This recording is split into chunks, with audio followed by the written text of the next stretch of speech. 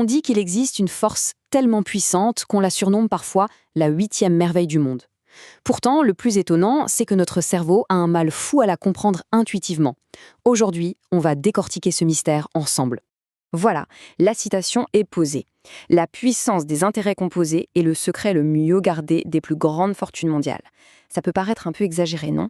Eh bien, dans les minutes qui suivent, on va voir que non seulement c'est vrai, mais que c'est même absolument fondamental. Alors, voici le plan de vol. On va d'abord définir cette fameuse force. Ensuite, petit test avec l'énigme du papier plié. On verra pourquoi notre cerveau est linéaire. Puis, on passera au concret, le temps contre le rendement.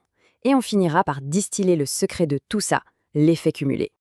Allez, on attaque. C'est quoi cette force si puissante que notre cerveau a tant de mal à saisir? En fait, elle va complètement à l'encontre de notre intuition. Et pour bien la comprendre, le mieux, c'est de la voir en action. Et pour ça, rien de mieux qu'un petit test tout simple, enfin, simple en apparence, l'énigme du papier plié. C'est une expérience de pensée qui va, on peut le dire, pas mal bousculer notre intuition. Ok, imaginons une feuille de papier toute bête, de 0,1 mm d'épaisseur. Si on pouvait la plier en deux, puis encore en deux, 50 fois de suite, quelle hauteur est-ce qu'elle atteindrait à la fin? Allez, petit jeu, on essaye de deviner. Quelques centimètres? 1 mètre? Peut-être la hauteur d'un immeuble? Bon, regardons les débuts. Premier pli, 0,2 mm. Deuxième pli, 0,4. Troisième, 0,8. On voit que ça avance, mais bon, c'est pas la folie. Même après cette plie, on dépasse à peine le centimètre. Là, notre cerveau se dit « Ok, ça va pas aller bien haut cette histoire ». Alors attention, accrochez-vous bien. La réponse est juste hallucinante.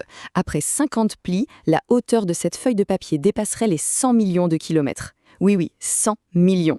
Pour se faire une idée, c'est à peu près la distance de la Terre au Soleil. C'est dingue, non? Alors, si ce résultat paraît complètement fou, c'est normal. C'est juste notre intuition qui nous a totalement plantés. Et la raison de cette erreur de jugement, elle est simple. Notre cerveau, il est câblé pour penser de façon linéaire. Ce que je veux dire par linéaire, c'est qu'on a l'habitude d'additionner. On pense 1, puis 2, puis 3, puis 4, une progression bien sage, bien prévisible.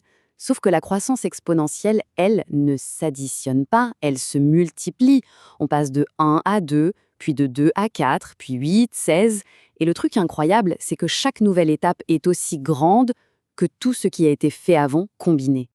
Et voilà, on y est. C'est ça l'essence même de l'effet cumulé. La croissance s'emballe, elle accélère de façon spectaculaire. Pourquoi? Parce qu'elle se calcule non pas sur le point de départ, mais sur le total, en incluant tous les gains précédents. C'est les gains qui créent de nouveaux gains. C'est l'effet boule de neige, littéralement. Et cette fameuse boule de neige, ce n'est pas juste une jolie image. Non. Dans le monde réel, et surtout en finance, elle pèse des milliards. On va voir ça tout de suite avec une leçon super intéressante, le grand duel entre le temps et le rendement. Pour illustrer ça, on va prendre l'exemple de deux monstres sacrés de l'investissement, vraiment deux légendes. Et ils incarnent deux philosophies complètement opposées pour construire une fortune. Alors, d'un côté, on a le célébrissime Warren Buffett. Son rendement annuel moyen, environ 20%, ce qui est déjà énorme. Et il a tenu ce rythme pendant plus de 70 ans.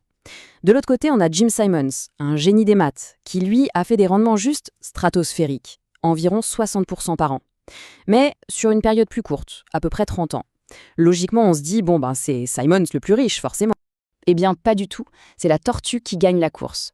La fortune de Warren Buffett est bien plus grande que celle de Jim Simons. La raison? C'est tout simple, le temps.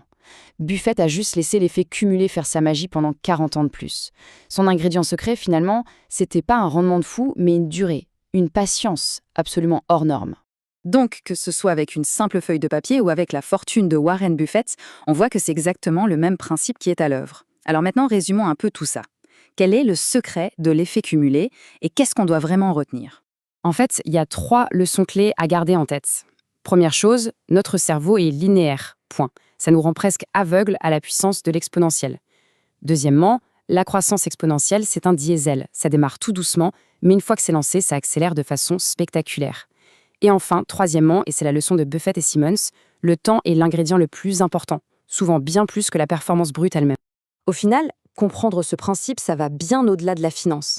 C'est comprendre le potentiel incroyable qui se cache dans la patience, dans la régularité. Que ce soit pour les investissements, une carrière ou même pour apprendre quelque chose de nouveau.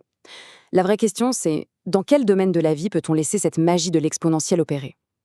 Pour plus d'analyses comme celle-ci qui décortiquent les grandes idées, n'hésitez pas à vous abonner. Merci de nous avoir suivis.